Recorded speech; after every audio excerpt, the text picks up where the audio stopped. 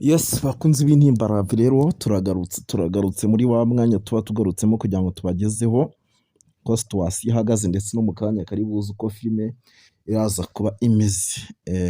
Uyu munsi rwose ushobora kuwibaza uti noneho ikigiye gukurikiraho ni iki?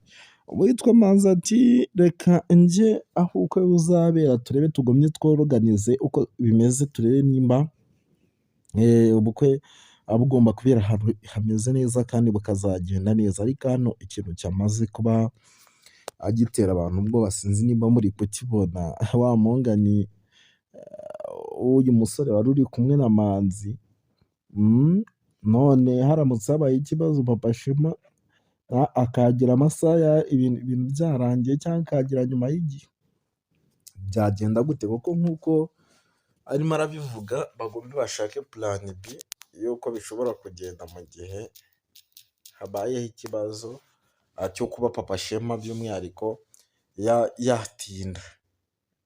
Aramutse atinze se cyangwa mu nzira bagahuriramo n'ikibazo ugira ngo byakaba kabaye, ibintu ntibyaba bicanganyije. Niyo mpamvu rero wumva hari ikibazo gikomeye cyane ku kijyanye na Papa Shema. Umuntu bita Papa Shema wamwigaho neza by the way, wamenya azahagira gute haramutse habaye ikibazo, niyihe plan B yaba, ese ni uwuhe mupangu bahita bakoraho kugira ngo bice ubukwe. Ubwo rero rwose nyamuneka babikore neza, babipuraninge neza kugira ngo bitazabapfana ugasanga ubukwe burababaye burarangiye. Ikindi kintu gikomeje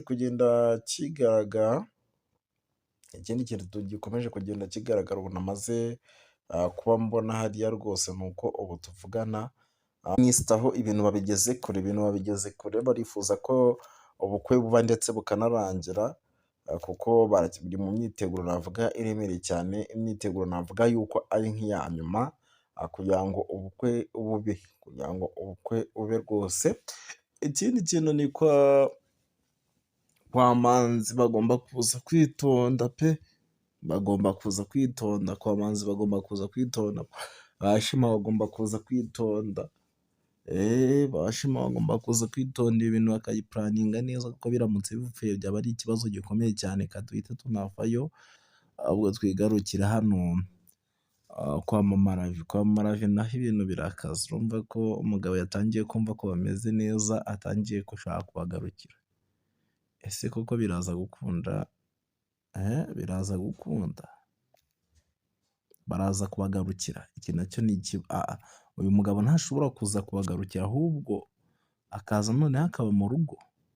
Iki nacyo ni ikibazo ubona ko cyamaze kuba rwose kiba ikibazo gikaze cyane, kuko uri kumva yuko ashaka kuza kubagarukira, arimo arababwira neza nk'umuntu ushaka kugaruka, yatangiye kuvugisha Mama Ravi se wa Ravi. Nawe ati bana bo mu bakire ni ibigoryi ni ibicupuri, akanya kari imbere. Ahubwo zuriya mwana wo mu bakire buriya ubundi aramutse akunze ibi byagenda bite? Gusa ibi ntiyamwemera kuko afite dogita kandi nawe ni umukire. Urumva yuko rero niyo yamukunda akajana. Ahubwo akandi kantu hano gahari kagiye kugaragara, iyi filime igiye kuryoha kuko mu kanya kari imbere uko byagenda kose, aho ubukwe hagiye gupangirwa ndetse banapanga diro y'ukuntu Papa Shema agomba kuzaboneka muri buriya bukwe, ndetse banapanga n'iyo plan B, bapange buri kimwe cyose kijyanye n'ukuntu bigomba kugenda. Yes, bakunze b'intimbaravi rero turagarutse muri wa mwanya tuba tugarutsemo kugira ngo tubagezeho uko situwasiyo ihagaze ndetse no mu kanya kari buze uko filime iraza kuba imeze. Uyu munsi rwose ushobora kuwibaza uti noneho ikigiye gukurikiraho ni iki?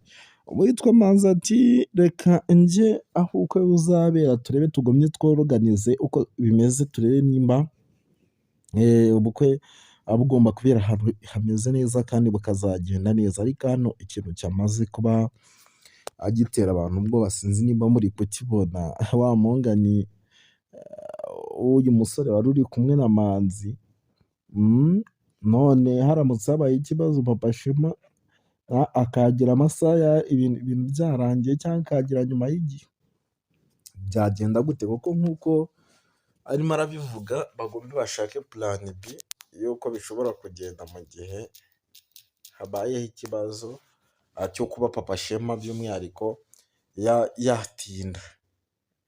Aramutse atinze se cyangwa mu nzira bagahuriramo n'ikibazo ugira ngo aho byakaba kabaye, ibintu ntibyaba bicanganyije. Niyo mpamvu rero wumva hari ikibazo gikomeye cyane ku kijyanye na Papa Shema. Umuntu bita Papa Shema bamwigeho neza by the way. Wamenya azahagera gute aramutse habaye ikibazo, ni iyihe plan B yaba, ese ni uwuhe mupangu bahita bakoraho kugira ngo bice ubukwe. Ubwo rero rwose nyamuneka babikore neza, babipuraninge neza kugira ngo bitazabapfana ugasanga ubukwe burababaye, burarangiye.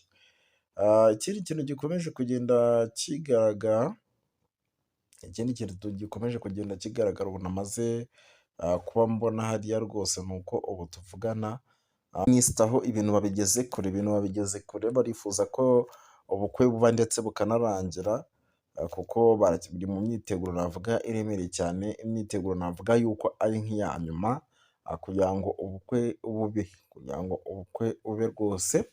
Ikindi kintu ni kwa Manzi bagomba kuza kwitonda pe, bagomba kuza kwitonda kwa Manzi, bagomba kuza kwitonda, ba Shema bagomba kuza kwitonda, ba Shema bagomba kuza kwitonda ibintu bakayipuraninga neza, kuko biramutse bipfuye byaba ari ikibazo gikomeye cyane, duhita tunavayo ahubwo twigarukira hano kwa Mama Ravi. Kwa Mama Ravi naho ibintu birakaze, urumva ko umugabo yatangiye kumva ko bameze neza, atangiye gushaka kubagarukira. Ese koko biraza gukunda?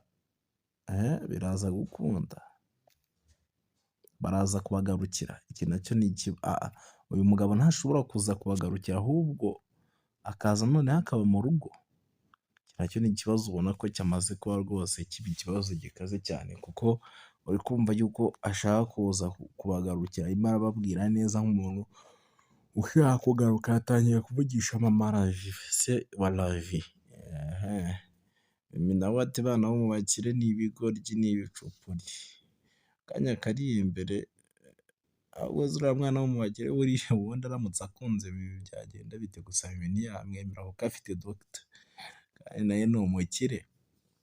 Urumva yuko rero niyo yamukunda akajana. Ahubwo akandi kantu hano gahari kagiye kugaragara, iyi filime igiye kuryoha kuko mu kanya kari imbere uko byagenda kose, aho uko yagiye gupangirwa ndetse banapanga diro y'ukuntu Papa Shema agomba kuzaboneka muri buriya bukwe, ndetse banapanga n'iyo plan B, bapange buri kimwe cyose kijyanye n'ukuntu bigomba kugenda.